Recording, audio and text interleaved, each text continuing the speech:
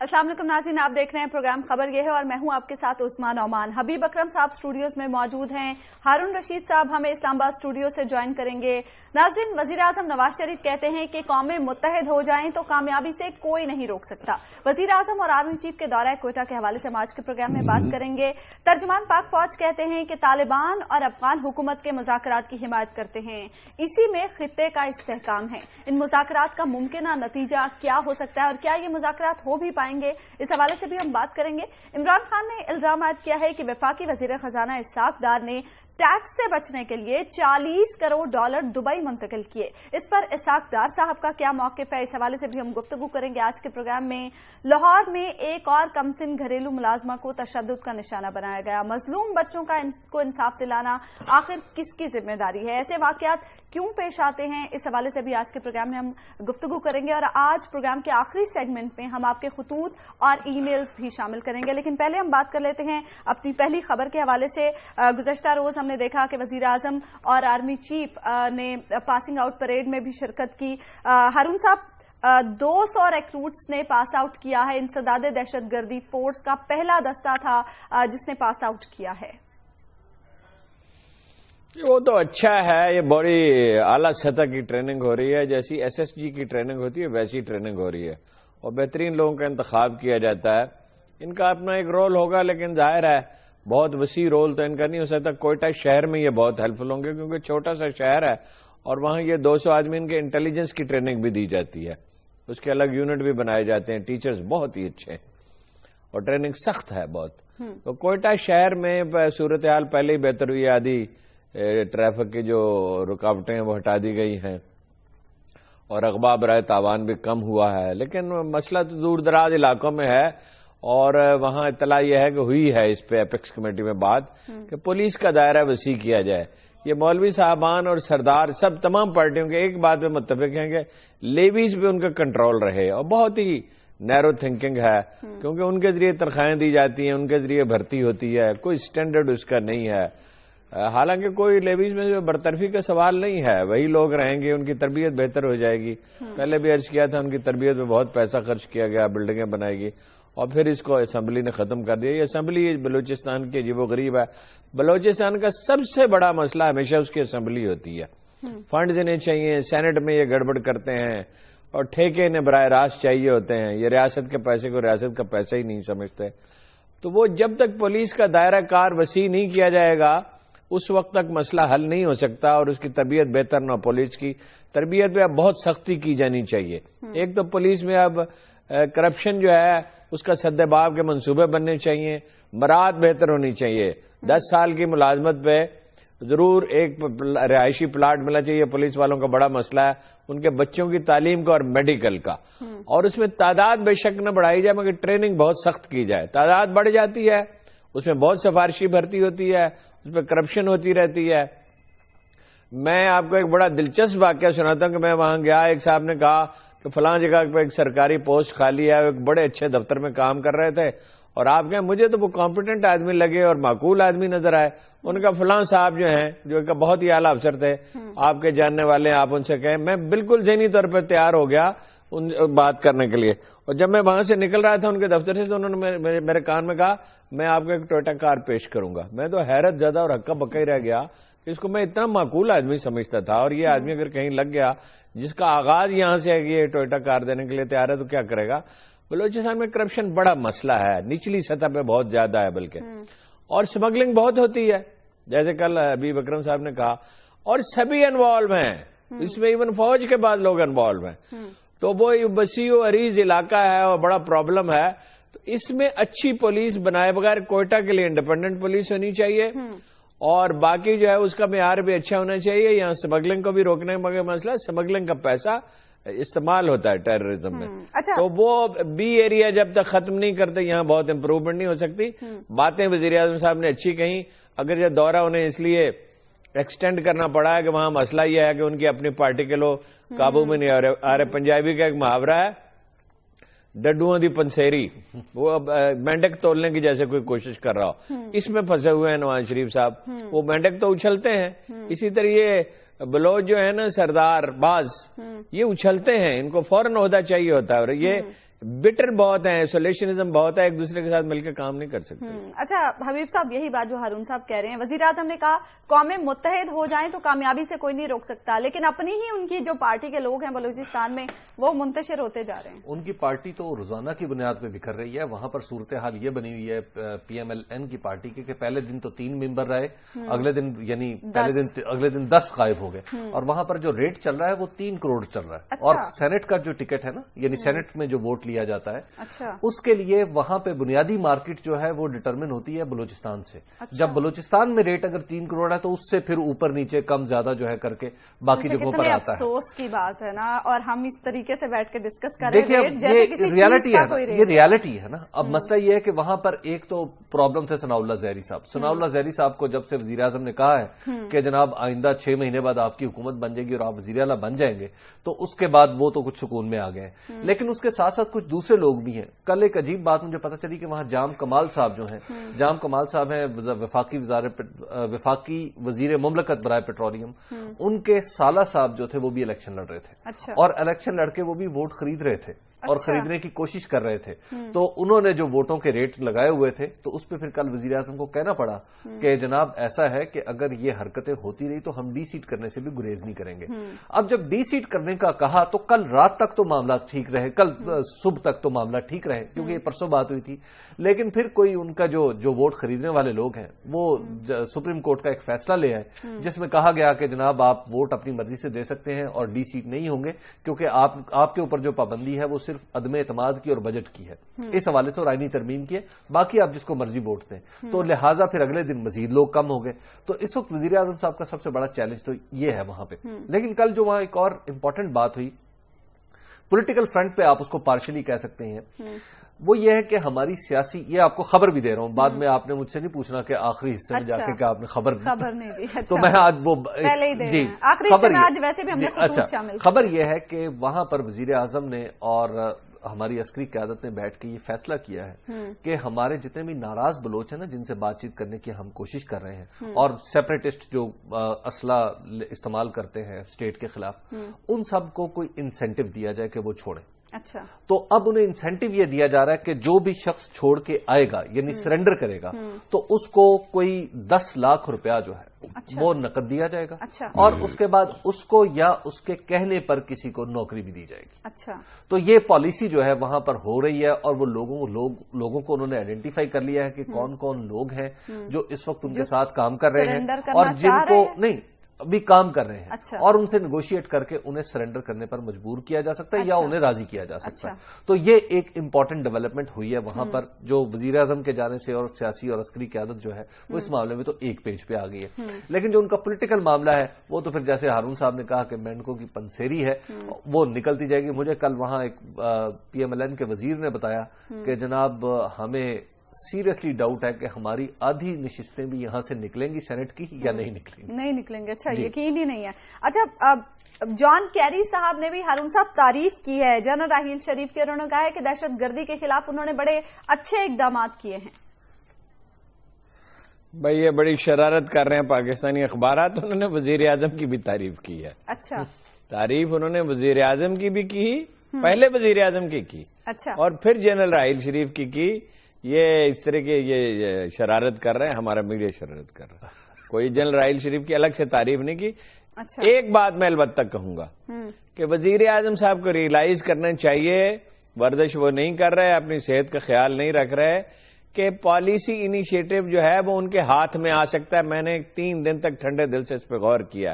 یہ جو دورے برے ہو رہے ہیں اس کی پلاننگ اب وہ خود کریں, اور اس کا طریقہ یہ ہے کہ اپنا وزیر دفاع بدل دیں. ایک پرماننٹ وزیر دفاع, کوئی گڑبڑ نہیں کر رہے, خواجہ آصف سے کوئی ایسی غلطی سرزد نہیں ہو رہی, لیکن ایک بیک گراؤنڈ ہے, تعلقات بہت خوشگوار نہیں, کمیونیکیشن اس سطح کی نہیں ہو سکتی.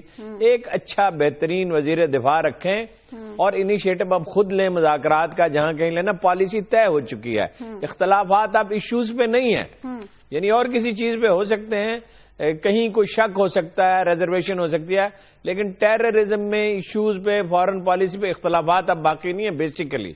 تو ایک اچھا وزیر دفاع رکھے جو انیشیٹو اور پلان کرے اور خود دورے کریں, تاکہ یہ جو بدمزگی ایک تو یہ ختم ہو. دوسرا, بہرحال سول اداروں نے ملک چلانا ہے پرماننٹلی, فوج نے تو نہیں چلانا.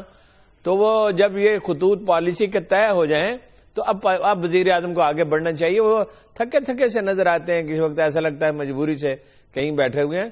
اپنی صحت بہتر بنائیں اور انیشیٹو اپنے ہاتھ میں لیں. اچھا, اس حوالے سے ہم مزید بھی ڈسکشن کا سلسلہ جاری رکھیں گے ناظرین, لیکن یہاں پر وقت ہوا ایک بریک کا.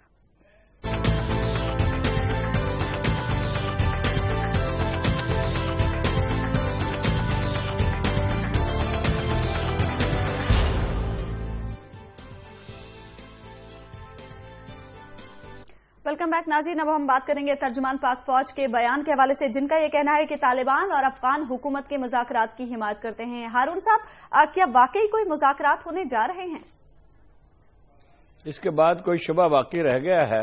یعنی پریس ریلیز تو انہوں نے جاری کر دیا, تردید وہ کرتے رہیں گے, لیکن مذاکرات ہو رہے ہیں. ذبیح اللہ مجاہد نے تردید کی ہے اس کی. وہ تردید کرتے رہیں گے. اچھا, وہ مذاکرات بھی ہوتے رہیں گے, تردید بھی کرتے رہیں گے. چین کے ذریعے مذاکرات ہو رہے ہیں. اور اس بات کا بہت ہی کافی امکان ہے کہ افغان طالبان حکومت کا حصہ بن جائیں گے. اچھا, اور نہ امریکیوں سے مذاکرات ہو رہے ہیں براہ راست, نہ براہ راست اشرف غنی سے ہو رہے ہیں.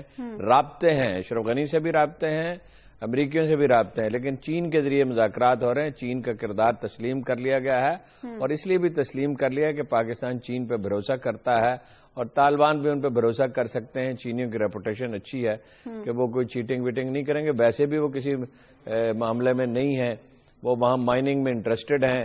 اور اس میں ایک دلچسپ پہلو یہ ہے کہ امریکی سر پہ ہاتھ رکھ کے روتے ہیں کہ اتنی بڑی جنگ ہم نے لڑی اور چینی کمپنیاں کانٹریکٹ لے رہی ہیں, اس لیے کہ انہوں نے پہلے سے پلاننگ اس کی کر رکھی تھی.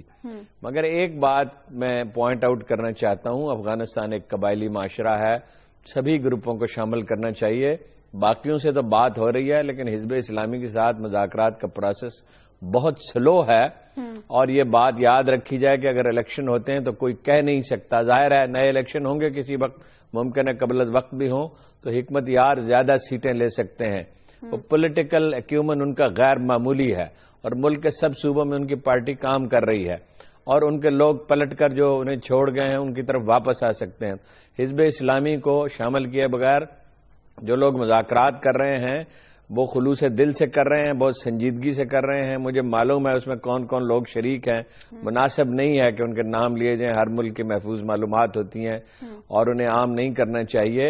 انڈرسٹینڈنگ تیزی سے ڈیولپ ہو رہی ہے, تیزی سے تو شاید صحیح لفظ نہیں ہے, پراپر طریقے سے ڈیولپ ہو رہی ہے. انڈرسٹینڈنگ ریزرویشنز کم ہو رہی ہیں, تو حزب اسلامی کے ساتھ بات کی جائے, اس کے ساتھ بھی بات کی جائے, طالبان سے ہو رہی ہے. اور مجھے امید ہے کہ ان مذاکرات کی کامیابی کا بہت امکان ہے. تردید بھی ہوتی رہے گی. ارے قطر میں نہیں ہوں گے مذاکرات, یہ بعض اخبارات نے خبریں دی ہیں قطر میں مذاکرات ہوں گے, ایسی کوئی بات نہیں ہے. قطر میں نہیں ہوں گے. اچھا حبیب صاحب, مذاکرات کامیاب ہو جاتے ہیں, خطے پر اس کا کیا اثر ہوگا؟ دیکھیں, طالبان کے ساتھ مذاکرات کرنا کوئی آسان کام نہیں ہے. یہ ہمارا خواب تو ہے, لیکن یہ ایسا خواب ہے جو خیال بھی ہے, محال بھی اور جنون بھی ہے. اچھا, اس سے اگر آپ طالبان سے کہیں کہ افغان طالبان سے افغان حکومت مذاکرات, میں آپ کو عرض کیے دیتا ہوں کہ اس میں اگر مذاکرات کریں گے اور پھر کوئی ایسی ڈیلنگ بن جائے گی, کوئی ایسے پوائنٹس بن جائیں گے جن کے اوپر دونوں مل کے مشترکہ حکومت کرنا شروع کر دیں گے افغانستان پہ, اور راوی چینی چین لکھے گا, یہ ممکن نہیں ہے. بات یہ ہے کہ افغانستان کی سیاست میں فیصلہ ہمیشہ دو وجہ سے ہوتا ہے. ایک یا بے پناہ پیسے سے ہوتا رہا ہے, یا بے پناہ طاقت کے زور پہ ہوتا رہا ہے. تو وہاں پر بے پناہ طاقتور فریق اس وقت جو ہے وہ اگر کسی کو کچھ, یعنی کسی کے پاس کوئی طاقت لائی کرتی ہے تو وہ حکومت کے پاس ہے, جس کو بیکنگ ہے امریکہ کی بھی, جس کو بیکنگ ہے سم ہاؤ پاکستان کی بھی. تو لہٰذا وہی ایک ایسا فریق ہے جو مذاکرات میں کچھ دے سکتا ہے. طالبان, جو میری معلومات ہے, میں نے طالبان کے کچھ لوگوں سے افغانستان میں جو پہلے بات ہوتی رہی, بہت پہلے کی بات میں عرض کر رہا ہوں, اس وقت بھی ان کے پاس کوئی اسٹریٹجی نہیں تھی. کبھی بھی ان کے پاس اسٹریٹجی نہیں رہی کہ وہ افغانستان میں کیا چاہتے ہیں. وہ افغانستان میں موجودہ حکومت کا وجود ہی برداشت کرنے کے لیے تیار نہیں ہے. تو جب آپ کسی کا وجود ہی برداشت کرنے کے لیے تیار نہیں ہے تو آپ اس کے ساتھ مذاکرات میں کیا لیں گے اور اعتماد کتنا ہوگا؟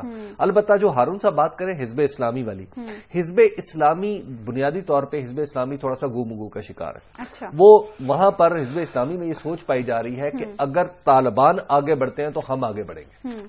وہ اپنی پیش رفت کو مشروط کر رہے ہیں طالبان کی پیش رفت سے، لیکن وہاں پر اب حزب اسلامی کے اندر بھی کچھ ایسے ایلیمنٹس چند ایک ہیں، اگرچہ حزب اسلامی کی جو اسٹرکچرل فیصلہ سازی کا اسٹرکچر ہے وہ بہت بڑا نہیں رہا، بڑا محدود ہو گیا ہوا ہے، لیکن وہاں پر بھی موجود چند لوگوں کا خیال یہ ہے کہ ہمیں انڈیپینڈنٹلی مذاکرات کر کے حکومت کو سپورٹ کرنا چاہیے تاکہ جو یہ آرڈر بنا ہے بلوچستان کے اندر اس کو قائم رکھا جائے۔ تو مجھے یوں لگ رہا ہے کہ طالبان جو ہے، طالبان کے ساتھ جو بھی مذاکرات ہو رہے ہیں وہ طالبان کی فیور میں نہیں جائیں گے بلکہ یہ حکومت کی فیور میں جائیں گے، خواہ اس کا آؤٹ کم بظاہر نظر آ رہا ہو کہ وہ حکومت کے خلاف ہے۔ تو لہٰذا مجھے لگ رہا ہے کہ طالبان کو اس سے کچھ نہیں ملے گا، اور طالبان کے پاس اب دینے کے لیے بھی کچھ نہیں ہے، اور طالبان ایک کنفیوژن کا شکار ہے، بھاگ رہے ہیں، دوڑ رہے ہیں۔ میرا خیال ہے کہ اب اس سے طالبان کو کچھ نہیں مل سکتا، اور جو طالبان کی وجہ سے ایک بات تو صحیح ہے، ایک بات تو صحیح ہے کہ اس میں طالبان نے تاخیر بہت کر دی، اور ان کے بارے میں کہا جاتا ہے کہ ہمیشہ غلط وقت پہ صحیح فیصلہ کریں، تاخیر بہت کر دی ہے، لیکن آپ میری یہ بات مان لیں کہ مذاکرات بہت کامیابی سے آگے بڑھ رہے ہیں، سلو بڑھ رہے ہیں لیکن کامیابی سے بڑھ رہے ہیں، اور بنیادیں اس کی پختہ ہیں۔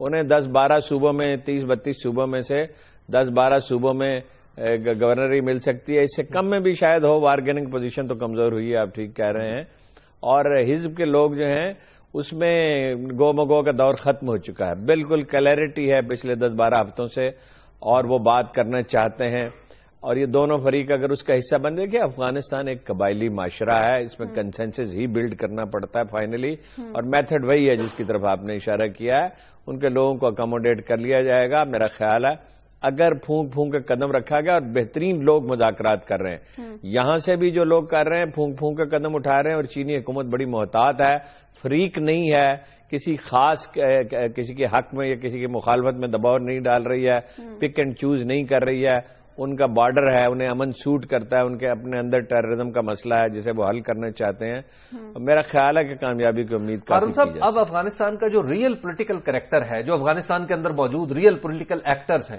ان میں تو حزب اسلامی بہت بڑا ایکٹر ہے نا، طالبان تو وہاں کے پولیٹیکل ایکٹر رہے نہیں پچھلے کچھ عرصے سے، خاص طور پر پچھلے 3 سال میں جو کچھ طالبان نے کیا ہے وہاں پہ، اس کے نتیجے میں ان کی پولیٹیکل سپورٹ تو وینش ہوتی چلی جا رہی ہے، جبکہ حزب اسلامی گرو کرتی چلی جا رہی ہے۔ حزب اسلامی نے کمال اپنی اسٹریٹجی اپنائی، انہوں نے پراپیگنڈے سے گریز کیا، فتوحات کلیم کرنے سے گریز کیا، منصوبہ بندی پہ محنت کرتے رہے۔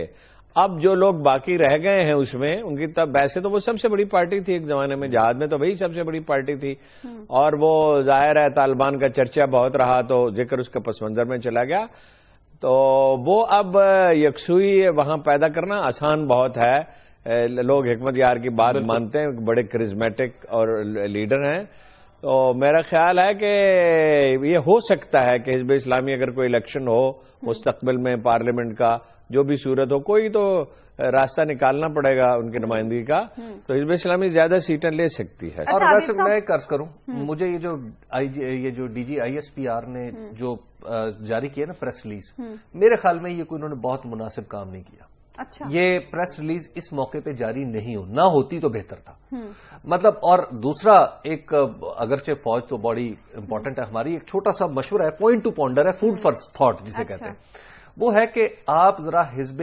اسلامی پر بھی غور کریں۔ اچھا، جو آپ کو جو وزن ملتا تھا انٹرنیشنلی وہ طالبان کی وجہ سے ملتا رہا تھا کہ آپ کے کنیکشن طالبان کے ساتھ اچھے تھے۔ جو حالات جس طرف جا رہے ہیں، میرا خیال ہے کہ حزب اسلامی کے ساتھ بھی پاکستان کو چاہیے کہ وہ حزب اسلامی کے ساتھ بھی اپنے معاملات کو ٹھیک کریں، ان کے ساتھ کنیکشن اچھے۔ اچھا، اگلی خبر کی جانب بڑھتے ہیں۔ ہارون صاحب، خان صاحب یہ کہتے ہیں، عمران خان صاحب کے اسحاق ڈار صاحب نے $40 کروڑ دبئی میں منتقل کیے ٹیکس سے بچنے کے لیے۔ اب یہ تو خان صاحب ہی بتا سکتے ہیں، شد و مد سے انہوں نے دعویٰ کیا ہے۔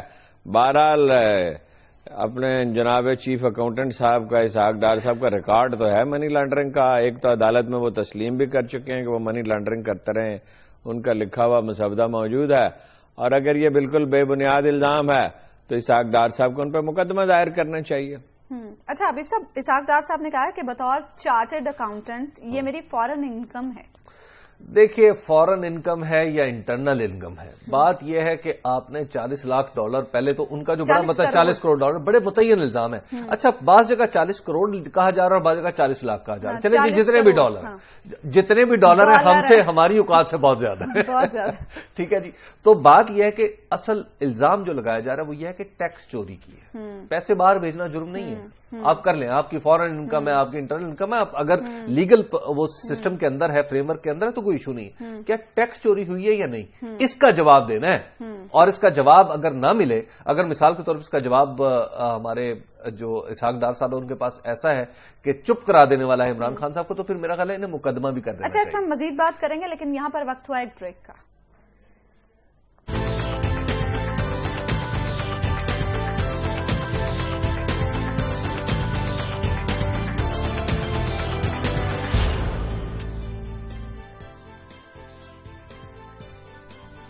ویلکم بیک ناظرین. بریک پر جانے سے پہلے ہم بات کر رہے تھے خان صاحب اور اسحاق ڈار صاحب کے حوالے سے.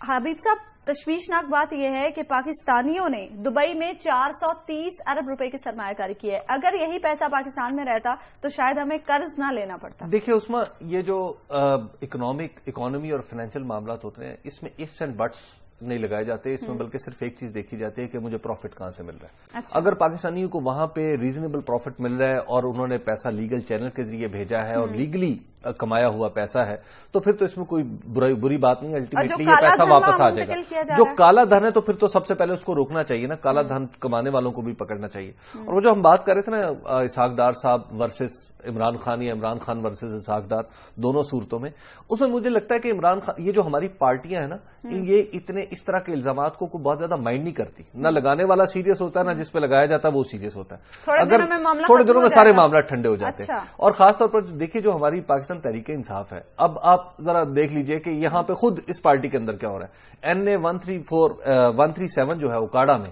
آپ کو پتا ہے وہاں پہ بائی الیکشن ہو رہا ہے. رائے منصب علی خان صاحب وہاں پہ جو PMLN کے ممبر تھے وہ فوت ہو گئے. ٹھیک ہے. وہاں پر ڈوگر ٹیکنیک کے ذریعے وہاں پر PTI نے بریگیڈیئر اجاز شاہ کو سپورٹ کرنا شروع کیا. وہ وہاں پر الیکشن لڑ رہے ہیں. اب بریگیڈیئر اجاز شاہ صاحب کون ہیں؟ بریگیڈیئر اجاز شاہ صاحب وہ صاحب ہیں جو جنرل پرویز مشرف کے قریبی ساتھی تھے، اور ان کی جو بریگیڈیئر اجاز شاہ صاحب کی جو مصروفیات اور ان کا جو کمال تھا نا جس شعبے میں، وہ بھی ساری دنیا کو پتا ہے. اچھا ایک وقت 2004 میں بریگیڈیئر اجاز شاہ صاحب کو انہوں نے کہا کہ آسٹریلیا میں ہم آپ کو ہائی کمیشن لگا دیتے ہیں. جنرل پرویز مشرف نے، آسٹریلیا والوں نے لٹرلی ہاتھ جوڑ دیے. انہوں نے کہا نا ہمیں نہیں چاہیے، ان کو نہ آپ ادھر بھیجیں ہماری طرف. اس کے بعد بڑی منتوں برادوں کے بعد دوبارہ انہوں نے ویزا حاصل کیا، یہ وہاں پہ گئے اور وہاں پہ انہوں نے ریزیڈنس کے لیے جو ہے وہ اپلائی کر دیا. وہاں پر آسٹریلیا نے انہیں ریزیڈنس بھی نہیں دی، اور پھر یہ واپس آ کے یہ ہمارے سر پہ سوار ہونے کی کوشش کر رہے ہیں کہ الیکشن. دیکھیے میں کہہ رہا ہوں کہ پاکستان تحریک انصاف کو بھی غور کرنا چاہیے کہ اس کی صفوں میں کس طرح کے آدمی ہیں اور وہ کس طرح کے لوگوں کو سپورٹ کر رہے ہیں. نہیں غور کیا کرنا چاہیے اور کیا کرتے ہیں حبیب صاحب، انہوں نے غور و خوض کر کے ہی انہیں رکھا ہے. ویسے کوئی خان صاحب سے آپ کی ناراضگی کچھ زیادہ نہیں ہے. بات یہ ہے کہ آزاد کوئی صلح کر لیں جی، کوئی آپ کو فارمولہ پیش کریں مفاہمت کا. تو وہ پچھلی دفعہ آزاد امیدوار کے طور پہ انہوں نے الیکشن لڑا تھا. ایک بات تو یہ ہے کہ وہ فارسی میں کہتے ہیں کہ گناہیز کے شہر شمانیز می کنند، یہ جو وہ گناہ ہے یہ بہت سے لوگ کر رہے ہیں شہر میں. وہ جو آپ کہہ رہے ہیں کہ وہ جنرل مشرف کے ساتھی تھے، جنرل مشرف کے کتنے ساتھی نواز شریف صاحب کے دائیں بائیں بیٹھے ہوئے ہیں، کس فراوانی سے ان کو لایا گیا. تو اگر فیئر الیکشن ہوتے ہیں اور اب تحریک انصاف والے کچھ سیکھ بھی گئے ہیں کہ دھاندلی کو کیسے روکا جاتا ہے، گورنمنٹ مینوپولیشن کو کیسے روکا جاتا ہے، دھاندلی سے زیادہ مینوپولیشن کا مسئلہ ہوتا ہے، تو بریگیڈیئر اعجاز کے جیتنے کے بہت چانسز ہیں. آزاد امیدوار کے طور پہ انہوں نے 56,000 ووٹ لیے تھے، یہ ذہن میں رکھیں جی. اور کمپین کرنے کے لیے ان کے پاس بہتر لوگ موجود ہیں، اور نواز شریف اور شہباز شریف صاحب تو شاید وہاں جائیں گے نہیں، میرا خیال ہے کہ وہ ذرا بھی نہیں جا سکتے جی. تو یہ بہتر پوزیشن میں بڑا مارکا ہونے والا ہے. اور ایک مارکا ہونے والا ہے میرپور میں، جس کی طرف پریس کی توجہ ہی نہیں ہے. جب وہ اس کو بیچارے کو پھنسا دیا ہے چودھری مجید کو، وزیر اعظم صاحب جو ہیں آزاد کشمیر کے، زرداری صاحب نے کہ وہاں جا کے بیٹھے، وہ کیبنٹ لے جا کے بیٹھے ہوئے ہیں. اور ویسے نتائج تو کبھی کچھ بھی کہا جا سکتا ہے، کچھ بھی ہو سکتے ہیں. اور وہ بیرسٹر سلطان محمود ان پہ ہنس رہے ہیں اور نون لیگ ششپنج میں ہے کہ امیدوار وہاں اپنا لائے یا نہ لائے. ان سے تو کہہ دیا کہ میں دیکھنا چاہتا ہوں زرداری صاحب نے آپ کی حیثیت کیا ہے, کہ آپ تو بڑے دعوے کرتے تھے مگر حیثیت کیا ہے. محترمہ فریال تاربور وہاں نقد داد وصول کرتی ہیں, نچلی سطح تک ایک شخص کو ٹھیکہ دے رکھا تھا انہوں نے. پیپلز پارٹی کی حالت بہت ہی بری ہے وہاں پہ. اور جو ہے نون لیگ کا بھی وہ پھر کبھی تفصیل عرض کروں گا کہ 4 امیدوار ہیں ان کے وزارت عظمیٰ کے لیے. تو بڑا مارکا میرپور میں بھی ہونے والا ہے اور وہاں جا رہے ہیں عمران خان صاحب اور توقع یہ ہے کہ بڑا جلسہ وہ وہاں کر گزریں گے. اور بیرسٹر کا ایریا آف انفلوئنس ہے, کبھی وہ ہارا وہاں سے نہیں ہے. وہ آپ کو پتہ ہے انہوں نے استعفیٰ کیوں دیا. اور بریک کے بعد بھی ہم ڈسکشن کا سلسلہ جاری رکھیں گے.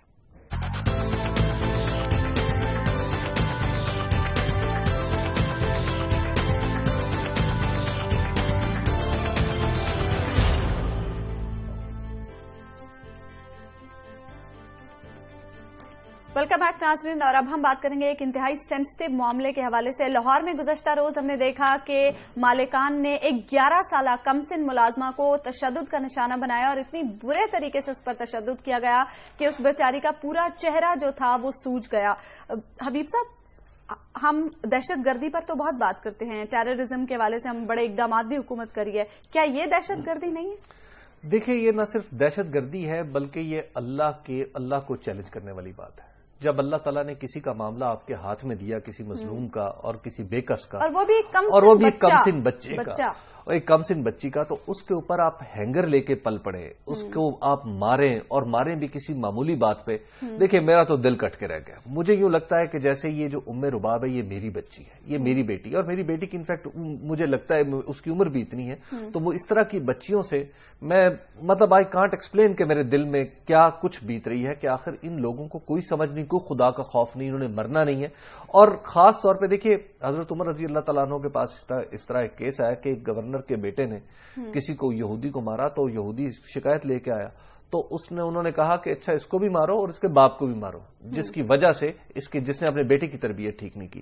بات یہ ہے کہ اس وقت ہمیں اس خاتون کو بھی پکڑنا چاہیے اور اس کے شوہر کو بھی پکڑنا چاہیے, جو سرکاری افسر, دیکھیں وہ سرکاری افسر ہے یا جو کچھ بھی ہے. بات یہ کہ اس طرح کے ظلم کی آپ اجازت دے دیں اپنی سوسائٹی میں, تو یہ پھر یہ تو معاملہ کہیں نہیں رکے گا. ان لوگوں کو پکڑنا چاہیے. اور جس طرح آج ہم نے, دیکھیے میں کوئی فیصلہ نہیں دے رہا, لیکن جس طرح ہم نے اس بچی کی تصویر دکھائی ہے نا, اس طرح اس کے مارنے والی کی بھی تصویر دکھانی چاہیے. دنیا کو پتا چلتا کہ یہ وہ چڑیل ہے جس نے اس کے اوپر حملہ کیا. اچھا ہارون صاحب, رواں سال میں ہم نے دیکھا کہ یہ تیسرا واقعہ ہے. پہلے بھی ہم نے دیکھا کہ 2 کم سن بچیوں کو جو ملازمائیں تھیں سارا دن کام میں جتی رہتی ہیں یہ بچیاں, اور پھر چھوٹی چھوٹی بات پر انہیں مار بھی پڑتی ہے. دیکھیے, بات یہ ہے کہ مسلمانوں کا ایک کلچر ہوتا تھا, بہت تکلیف دہ بات ہے. یہ واقعات تو رپورٹ ہی نہیں ہوتے ہیں, اور جاگیرداروں کے ہاں جو کچھ ہوتا ہے وہ بہت ہی المناک ہے.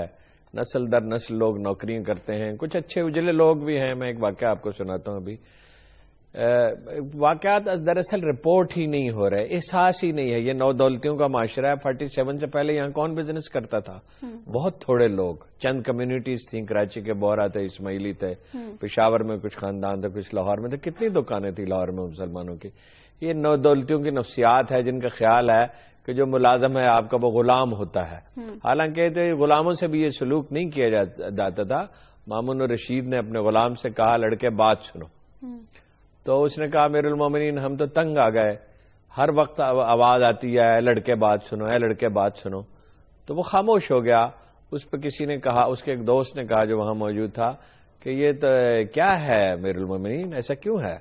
تو اس نے کہا, میں اس نتیجے پر پہنچا ہوں کہ یہ آدمی خود بدتمیز ہوتا ہے یا اس کے ملازم بدتمیز ہوتے ہیں. میں تو اپنا اخلاق ظاہر نہیں کرنا چاہتا ہے. مسلمانوں کا طریقہ نہیں تھا. جن لوگوں کو ملازم رکھنے کا سلیقہ ہے وہ جانتے ہیں نرمی سے کام لیا جاتا ہے, ان کی تربیت کی جاتی ہے, انہیں سکھایا جاتا ہے. میں نے دیکھا ہے کہ اچھے گھروں میں جو بچے کام کرتے ہیں وہ کوئی نہ کوئی ہنر سیکھ جاتے ہیں, اچھے باورچی مثلاً وہ بن جاتے ہیں اور بعد میں اچھی زندگی گزارتے ہیں. اس دوران ایک نئے ملازم کو تربیت دے دی جاتی ہے. یہ جو رویہ ہے بہت ہی, یعنی کیا کوئی لفظ مجھے نہیں سوجھ رہا, اور جو لفظ ہے وہ بڑا سخت ہے. گھروں میں بے شمار سرکاری ملازم کام کر رہے ہیں, پولیس والوں سے یہ کام لیا جاتا ہے. فوج میں بھی صورتحال اب کچھ بہتر ہے, ورنہ فوج میں بھی صورتحال بہت اچھی نہیں ہے. میں نے دیکھا ہے کہ بیٹ مین جو ہیں ان کے ساتھ ردلی جو ہیں ان کے ساتھ اچھا سلوک نہیں کیا جاتا. یہ ایجوکیٹ کرنے کی ضرورت ہے. یہ انڈین کلچر ہے, یہ سب کانٹیننٹ کا کلچر ہے, ملازموں کو دبا کر رکھنا, ان کی ناک رگڑنا. پاکستان میں تو صورتحال اگر انڈیا سے موازنہ کریں گے تو خیر بہتر ہوگی, لیکن یہ کوئی موازنہ ہی نہیں ہے, اس لیے کہ وہاں تو آدمی کو آدمی نہیں سمجھا جاتا. کلدیپ نائر نے اپنی کتاب میں لکھا ہے کہ میں گیا جب ایڈیٹر ہو کر اسٹیٹسمین کا, تو میں نے اسے کہا کہ پانی پلاؤ, تو اس نے کہا کہ آپ کی ذات کیا ہے کہ میں آپ کو پانی پلاؤں, تو پانی تو برہمن کو پلایا جا سکتا ہے, آپ کون ہوتے ہیں؟ یہ جو ہماری نفسیات میں یہ ہے, یا آقا ہیں یا غلام ہے, یہ غلامی کا بھی اثر ہے. یا آقا ہیں یا جو ماتحت ہے وہ غلام ہے. اس پہ حکومت کو کچھ سوچنا چاہیے. ویسے اگر ایک نیٹ ورک بنایا جائے چھوٹا سا لانگ ٹرم, اس لیے کہ اس وقت ہم ٹیررزم سے نمٹ رہے ہیں, دیکھا جائے کن کن گھروں میں سرکاری ملازم ہیں اور کیسے انہوں نے رکھے ہوئے ہیں, تو اس پہ کوئی کارروائی ہونی چاہیے. یہ معاشرے کا مجموعی مسئلہ ہے, اس پہ ایجوکیشن بھی ہونی چاہیے, لوگوں کو لکھنا بھی چاہیے. علماء ہر وقت جو ہیں وہ لوگوں کو جہنم سے ہر وقت خوفزدہ کیے رکھتے ہیں, تو لوگوں کو بتائیں کہ اللہ کے رسول اپنے ملازموں سے کیا سلوک کرتے تھے. مجھے نام یاد نہیں آ رہا رسول اللہ کے خادم کا, کہا 30 برس ان کے ساتھ رہا ہوں, غالباً 30 برس کا یا 20 برس, کبھی آپ نے یہ نہ فرمایا کہ تم نے یہ کیوں نہیں کیا. اس میں نقطہ یہ ہے کہ موٹیویٹ کر کے کام لیا جاتا ہے. خدا ان کو عقل دے, اس خاتون کو بھی اور ان سب کو, لوگوں کو جو اپنے ملازموں سے یہ سلوک کرتے ہیں, موٹیویٹ کر کے کام لیا جاتا ہے, سکھایا جاتا ہے. صاحب یہ جو رویہ ہے نا, کی جانب بھی جانا ہے, وقت بہت کم ہے. اپنے ناظرین کو یہاں پر اس خبر کے حوالے سے ہم یہ بھی بتا دیں کہ محتسب پنجاب جناب جاوید محبوب صاحب نے اس خبر کا نوٹس بھی لیا ہے, اور انشاءاللہ ہم امید کرتے ہیں کہ اس حوالے سے کوئی وہ اقدام بھی اٹھائیں گے. خطوط آج ہم شامل کرنے جا رہے ہیں, اور پہلا خط ہے سرگودا سے. ایک دو باتیں آپ سے عرض کر دوں. جی, اس کا وزیر اعلیٰ نے نوٹس لیا راجن پور کی زمین کا, کوئی اجلاس وغیرہ ہو رہے ہیں اور محکمہ جنگلات میں گوشوارے بن رہے ہیں, لوگ ایک دوسرے کو بچانے کی تدبیر بھی کر رہے ہیں, مگر یہ کہ اب حساب کتاب شروع ہو چکا ہے, اس کو ہم پرسو کرتے رہیں گے, اور میرا یہ خیال ہے کہ کچھ لوگوں کا یوم حساب آپ پہنچا ہے. اچھا, وقت بہت کم ہے. محمد سبطین نقوی صاحب نے ہمیں سرگودا سے خط لکھا ہے. حبیب صاحب, انہوں نے کہا ہے کہ ہم نے اپنے پروگرام میں معاملہ اٹھایا تھا 75 سالہ پینشنرز کی ڈبل پینشن کا. انہوں نے کہا ہے کہ اخبارات میں اس حوالے سے اشتہار بھی شائع ہوا ہے, لیکن ابھی تک نوٹیفیکیشن جاری نہیں ہو سکا ہے, اور پنجاب گورنمنٹ اس معاملے میں سستی کر رہی ہے, جبکہ وفاق اور دوسرے 3 صوبوں میں جو پینشنرز ہیں وہ اس سے فائدہ اٹھا رہے ہیں. اب پنجاب گورنمنٹ بھی سن لے کہ کہتی ہے خلق خدا تجھے غائبانہ کیا, کہ آپ ان پینشنرز پہ کتنا پیسہ خرچ ہو جائے گا, بہت تھوڑے سے لوگ ہیں, ان کو کر دے ڈبل, کیا پرابلم ہے ان کو. لیکن بہرحال خوف خدا نہیں لیا جا رہا اور اس کا نوٹیفیکیشن نہیں جاری کیا جا رہا. اچھا, دوسرا خط ہمارے پاس فیصل رضا ہے, یہ جھنگ سے لکھتے ہیں, ان کی عمر صرف 29 سال ہے. یہ ایک سابقہ صحافی ہیں جو ایک بم دھماکے کی کوریج کے دوران زخمی ہوئے تھے, ان کی ریڑھ کی ہڈی کو نقصان پہنچا تھا. انہوں نے سی ایم صاحب کو خط لکھا, ان کے مالی حالات ٹھیک نہیں تھے. سی ایم صاحب نے ان کے علاج کے لیے ایم ایس سروسز ہاسپٹل کو کہا. یہ جب وہاں پر گئے, ہاسپٹل کی جانب سے انہیں خط بھی آیا تھا کہ آپ کے علاج کے لیے ہمیں انسٹرکشنز آ چکی ہیں تو آپ آ جائیں. یہ جب وہاں پر گئے تو ایم ایس صاحب نے ان کی بات ہی نہیں سنی. اس کے بعد یہ واپس آئے, انہوں نے سی ایم کو دوبارہ خط لکھا, لیکن ابھی تک ان کا جو معاملہ ہے وہ جوں کا توں ہے, اور اس قدر یہ پریشان ہیں, معذور ہو چکے ہیں. 29 سال کی عمر میں ایک نوجوان معذور ہو جائے تو اس کے لیے یقیناً بہت پریشانی کی بات ہے. انہوں نے یہ تک لکھا ہے کہ اگر حالات ایسے ہی رہے, میرا علاج نہ ہو سکا تو میں خودکشی بھی کر لوں گا. یہ تو ہارون صاحب سفارش کریں وزیر اعلیٰ سے تو تب بات بن سکتی ہے. ہارون صاحب, آپ کیا کہتے ہیں؟ میں تو جناب سر کے بل ان کی خدمت میں حاضر ہونے کے لیے تیار ہوں. ایک تو دیکھیے کہ بڑا تکلیف دہ مسئلہ ہے, ایک نوجوان کا اس طرح ایسی اذیت ناک صورتحال سے دو چار ہونا. پھر یہ اس میں پیچیدگی کیا ہے کہ وہ اس پہ حکم صادر نہ کریں, امپلیمنٹ نہ کر سکیں. یہ تو ان کے سٹاف ہی کو فوراً نوٹس لے لینا چاہیے اور شام تک اس مسئلے کو حل کرنا چاہیے. ورنہ مجھے تو اگر آپ کہیں تو میں اس کام کے لیے لاہور آنے کے لیے اور وزیر اعلیٰ صاحب کی خدمت میں پیش ہونے کے لیے. یہ پینشنرز والا بھی جو معاملہ ہے, اس پر بھی فوری طور پر وزیر اعلیٰ کو نوٹیفیکیشن جاری کرنا چاہیے, کیونکہ اتنی عمر میں اب جو پینشنرز ہیں بیچارے, وہ اس عمر میں بھی دھکے کھا رہے ہیں اور ان کو ان کا جائز حق نہیں مل پا رہا ہے. اچھا, ایک تیسرا خط ہے ہمارے پاس ڈیرہ غازی خان سے. محمد اختر صاحب یہ لکھتے ہیں کہ کے ایس بی بینک کا جو معاملہ چل رہا تھا, بینک کے کچھ مالی معاملات ہیں جس کی وجہ سے اسٹیٹ بینک نے فریز کر دیے تھے کھاتہ داروں کے اکاؤنٹس, اور اسٹیٹ بینک نے کہا تھا کہ 3 لاکھ سے زیادہ کوئی بھی کھاتہ دار وہاں سے اپنا رقم جو ہے وہ نہیں نکلوا سکتا. تو یہ محمد اختر صاحب جو ہے, ان کی عمر 62 سال ہے. ان کا یہ کہنا ہے کہ ان کو اپنے بچوں کی شادی کرنی ہے اور اس کے لیے یہ سخت پریشان ہے, کیونکہ یہ 3 لاکھ سے زیادہ کی رقم نکال نہیں سکتے. اور آج کل جو حالات ہیں, آپ کو پتا ہے شادیوں پر کتنا خرچہ ہوتا ہے. اور یہ ایک خط نہیں ہے, یہ خط جو ہے نمائندہ ہے بیسیکلی اس مشکلات کا. اب انہوں نے گزارش کی ہے کہ جو کھاتہ دار ہیں انہیں تو اس مشکل سے نکالا جائے، ان کا تو کوئی قصور نہیں، اگر بینک کا کوئی قصور ہے تو اس کی سزا بینک کو دی جائے۔ میرا خیال ہے کہ یہ انڈیویجول کیسز کے اوپر اسٹیٹ بینک کو بھی غور کرنا چاہیے کہ لوگوں نے اپنی چھوٹی چھوٹی بچتیں جمع کرا رکھی تھی، اور اس گمان سے کہ اسٹیٹ بینک ہمارا بہت اچھا ریگولیٹر ہے، وہ پاکستان کے سارے بینکوں کو ریگولیٹ کرتا رہے گا، ہمیں اسٹیٹ بینک پہ یقین تھا اور یقین ہے، ہم نے اسی لیے بینکوں میں اپنے پیسے رکھے ہوئے ہیں، تو میرا خیال ہے اسٹیٹ بینک کو چاہیے کہ اس طرح کے چھوٹے کام یہ کریں۔ آج میں اسٹیٹ بینک میں کسی سے بات کرتا ہوں، میرا خیال ہے کہ وہاں کچھ درد دل رکھنے والے لوگ موجود ہیں، ممکن ہے وہ مدد کریں۔ اگر یہ خبریں ختم ہو جائیں تو ایک چھوٹا سا کمنٹ میں کرنا چاہتا ہوں۔ جی جی جی آپ یہ خود ایک اور خط ہے، لیکن ایک بڑی دلچسپ، نہیں آپ وہ پڑھ لیں اس کے بعد کریں۔ اچھا ایک اور خط ہے ہمارے پاس، یہ محترمہ سائمہ صاحبہ نے لکھا ہے، یہ مسئلہ ہم پہلے بھی اپنے پروگرام میں ڈسکس کر چکے ہیں، ڈیلی ویجز ملازمین کی تنخواہوں میں اضافے کا جو معاملہ ہے، اس حوالے سے ہم ایک نوٹیفیکیشن بھی چلائیں گے اپنی اسکرین پر۔ یہ نوٹیفیکیشن جو ہے یہ نومبر 2014 میں ڈی سی او آفس کو موصول ہو چکا ہے، لیکن ابھی تک ان کی تنخواہوں میں اضافے کا جو معاملہ ہے وہ رکا ہوا ہے، اور جو ایریئرز ہیں وہ بھی انہیں نہیں مل سکے، اور یہ یقینی طور پہ ڈی سی او اور صاحب پیسے انتہائی کم رقم ہے۔ ڈیلی ویجز ملازمین کی کیا تنخواہ ہوتی ہے اور کتنا اضافہ ہوا ہوگا، اضافے کے بعد بھی وہ کتنی رقم بنتی ہے؟ مجھے سمجھ نہیں آتی کہ ہماری حکومت جو ہے سارے اللہ تللوں میں، یہ صرف ایک حکومت کا نہیں، ساری حکومتیں جتنی بھی اللہ تللوں میں پڑی رہتی ہے، اور جیسے غریب کا مسئلہ آتا ہے تو وہ ریڈ ٹیپزم کے سپرد ہو جاتا ہے، اس پہ کوئی بیوروکریٹ بیٹھ اب آپ سوچیں کہ نومبر 2014 سے نوٹیفیکیشن ڈی سی او صاحب کے پاس ہے، لیکن اس پر کوئی عمل نہیں، اور اس ڈی سی او کو بھی شرم نہیں آئے گی کہ وہ یہ کس قسم کی وہ لوگوں کو اذیت دے رہا ہے۔ ایسے ڈی سی او ایسے لوگوں کے لیے نا بہترین طریقہ ان کو جسمانی سزا دی جائے۔ میں آپ کو عرض کر رہا ہوں یہ پاکستان میں نا کچھ اس طرح کا سلسلہ ہونا چاہیے کہ جو لوگوں کو اذیت دے نا اس کے لیے کوئی تھوڑی سی ہلکی پھلکی جسمانی سزا۔ اور آپ یہ دیکھیں کہ محض 7 سالوں میں محض 4600 روپے کا اضافہ کیا گیا۔ مہنگائی دیکھیں آپ، اور تنخواہ میں اضافہ دیکھیں، اور وہ بھی مل نہیں رہا، وہ بھی نہیں مل رہا، اس کے لیے وہ پریشان ہے۔ تو اس کے لیے بھی آپ یقیناً حبیب صاحب آپ اپیل کر دیں۔ جی ہم تو اپیل ہی کر سکتے ہیں، میرا خیال ہے کہ آپ کی اپیل زیادہ مؤثر ہے، آپ نے کہہ دیا تو انشاءاللہ میری پنجاب حکومت سے دست برستہ یہ گزارش ہے کہ ان لوگوں کے معاملات پر بھی نظر کرم فرمائیں، اور یہ جو غریب لوگ ہیں، بہت سے خاندانوں کا روزگار اس سے وابستہ ہے، تو ان کے لیے بھی آپ یقیناً کچھ کریں۔ ہارون صاحب آپ کی جانب آتے ہیں، آپ کوئی بات کرنا چاہ رہے تھے؟ وہ ایک بڑی دلچسپ خبر میں نے دیکھی، ٹائٹل پہ چھپی ہوئی خبر ہے، بعض انگریزی اخبارات لیڈ سے اوپر بھی ایک خبر چھاپتے ہیں، اس میں ایک سپر ماڈل نے کہا کہ عمران خان آئی کون ہے فیشن انڈسٹری کے، یعنی فیشن انڈسٹری کے لیے ایک بڑا مثالی کردار ہے۔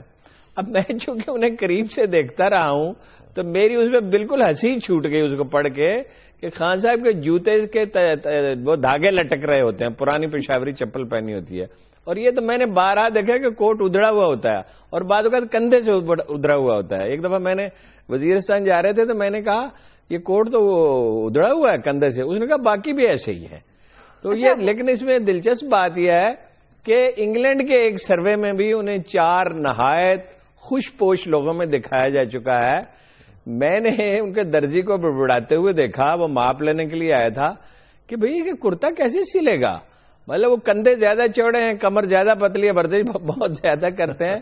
مجھے بڑی حیرت ہوئی یہ پڑھ کے خبر کہ بھئی فیشن کا عمران خان سے کیا تعلق ہے؟ نہیں ہارون صاحب، ویسے ان کی خوبصورتی، وجاہت اور فیشن پہ تو پورے پاکستان کا اجماع امت ہے۔ بالکل نہیں، کون سا فیشن کہ ڈانگ کا کرتا شلوار ایک وہ پہنتے ہیں جب سفید پہنتے ہیں، باقی رنگوں کا چاہے تو پھر وہ فیشن سے کیا تعلق ہوا بھائی؟ فیشن سے کیا تعلق ہوا؟ شخصیت تو کرشمہ ہے۔ اچھا بہرحال ناظرین، پروگرام کا وقت اپنے اختتام کو پہنچا، آپ سے ملاقات ہوگی انشاءاللہ پیر کے روز، تب تک کے لیے اللہ نے کے پان۔